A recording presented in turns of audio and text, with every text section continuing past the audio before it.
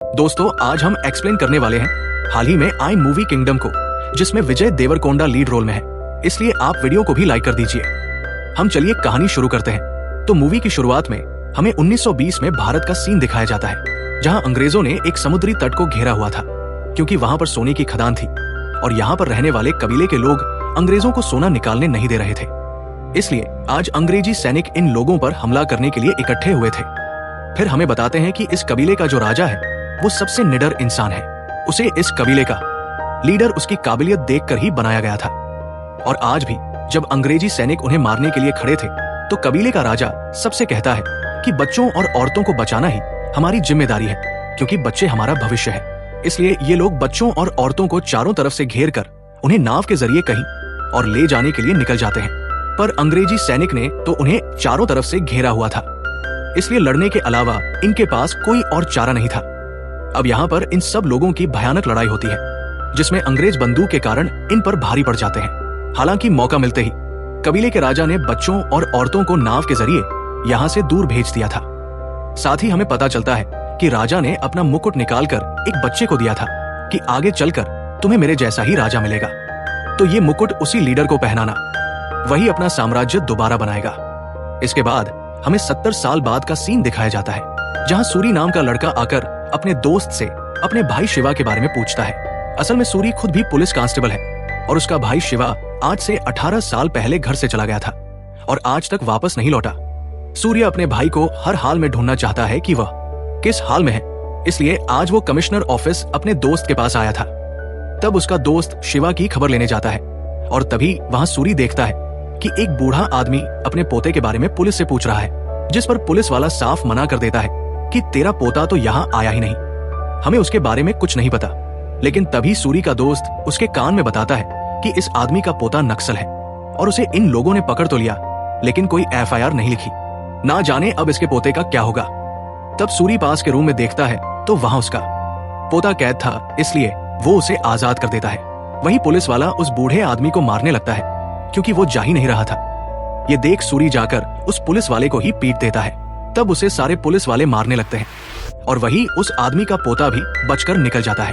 अब सूरी ने पुलिस वाले पर हाथ उठाया था, इसलिए उसके ऊपर इंक्वायरी बैठ जाती है और सूरी का मामा ये जानकर उसे डांटने लगते हैं कि ये कांस्टेबल होकर ये पाप कैसे कर दिया। तब ये जानकर सूरी की माँ उसे चांटा मार देती है, जिस पर सूरी कहता है कि मैं कल सबसे माफी मांग लूंगा। अब अगले दिन कमिश्नर और JP नाम का हेड सूरी से मिलने आते हैं और कमिश्नर सूरी को धमकी देने लगता है कि तूने अपने सीनियर को मारकर अच्छा नहीं किया, अब तू लंबा जेल जाएगा।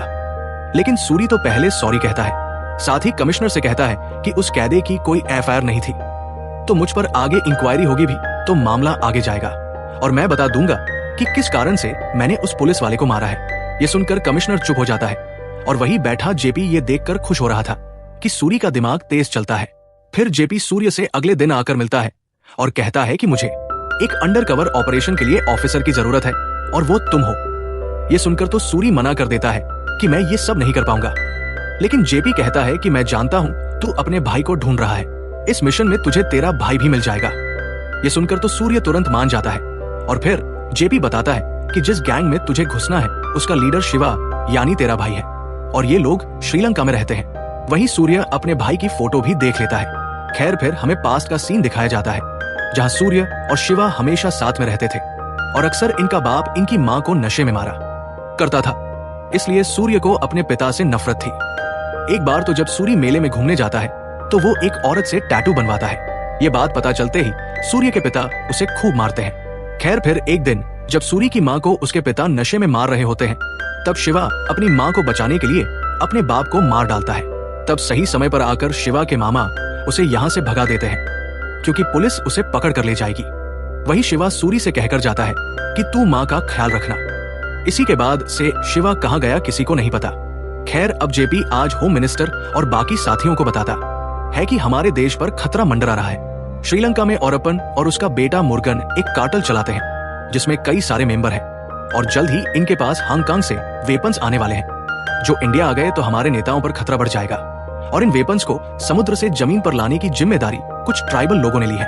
असल में 1920 के अंग्रेजी हमले के बाद बचे कुछ लोग नाव में बैठकर श्रीलंका पहुंच गए थे और आजादी के बाद उन कबीले के लोगों ने इंडिया आने की कोशिश की, पर सरकार ने उन्हें रहने की परमिशन नहीं दी। तो अब वो लोग श्रीलंका के एक द्वीप पर रहते हैं, पर वहां उन पर अत्याचार हुआ तो अपन ने उन्हें कार्टेल के लिए स्मगलिंग करने का ऑफर दिया, जिसके बाद वो लोग इसी के जरिए अपना पेट भरते हैं। और आजकल इस गैंग को शिवा लीड कर रहा है, जिसके पीछे हम सूरी को भेज रहे हैं। वही हम सूरी को देखते हैं, जिसकी जेपी ने ट्रेनिंग शुरू करवा दी थी। फिर कुछ दिनों बाद जेपी सूरी से कहता है कि अब तुम अपने भाई से मिलने जा सकते हो, जो इस समय जेल में है और वो जल्द ही छूटने वाला है। फिर जेपी सूरी को उसी जेल में कैदी बनाकर भेज देता है और सूरी को कैसे भी करके शिवा से मिलना था और उस कार्टेल की आगे की इंफॉर्मेशन जीपी तक पहुंचानी थी। यहाँ सूरी जेल में अगले ही दिन शिवा के लोगों से लड़ाई कर लेता है ताकि शिवा का उस पर ध्यान जाए। और जब शिवा सूरी को मारने आता है तो सूरी वही बात कहता है जो वो बचपन में अक्सर कहता था। ये देख शिवा के होश उड़ जाते हैं कि उसका भाई जेल में आ गया। फिर शिवा सूरी से कहता है कि तू मेरा भाई है और मैं तुझे जेल से निकलवा दूंगा। तभी यहाँ सूरी एक्टिंग करने लगता है कि अब तो माँ भी नहीं रही, मैं अकेला रहकर क्या ही करूंगा। जिस पर शिवा कहता है कि मैं कल निकल रहा हूँ और तुझे एक दिन में यहाँ से निकालकर अपने पास बुला लूंगा। जिसके कुछ ही दिनों में सूरी को शिवा का आदमी लेने आता है और हमें बताते हैं कि जेपी ने श्रीलंका में एक लेडी डॉक्टर को भी जासूस बनाकर भेज रखा है, तो सूर्य उससे कांटेक्ट कर सकता है। खैर, अब जैसे ही सूर्य अपने भाई के टापू पर आता है तो देखता है कि एक प्रेग्नेंट लेडी की डिलीवरी का समय आ गया है, पर वहां मुर्गन आकर कहता है कि जो भी करना है यही करो। इस कबीले का नियम है कि यहाँ की औरतें कभी यहाँ से बाहर नहीं जाती।